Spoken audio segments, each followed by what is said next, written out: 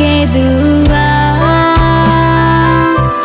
ရှင်တော်တွေပြီးခဲ့တော့ရှင်မောင်ချစ်လို့လို့ပါမိဘမိတွေမှာညနိုးတွေ့တာသေရောစချိုးလေးတွေရပတ်ခိုင်းမှာနောင်ရဲ့ချစ်တွေကြောင့်သာ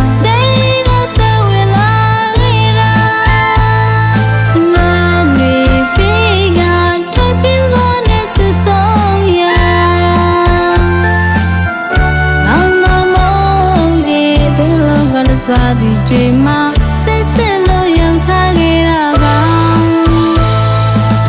တစ်တည်းမတော်နဲ့ကွာမိရဲ့နှလုံးသားထဲမှာရောက်ကြတဲ့ကလည်းမစက်တကယ်လို့ပါ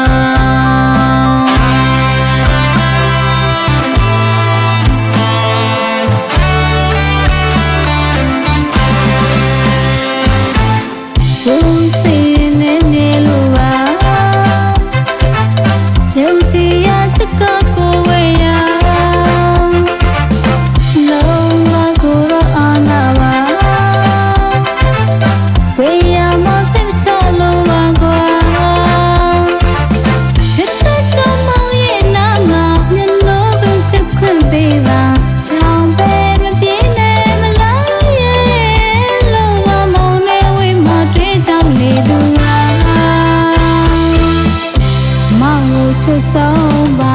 ဟောင်းတော်မိရဲ့ကလာလေးပါမြတ်တာချနာသစ္စာရင်မောင်ချစ်တဲ့ညတော့ငယ်ညာစာနာပါမိရဲ့တွေ့တိုင်းမှာမိရဲ့လက်ကလေးမြဲတဲ့တွေ့ထားပါ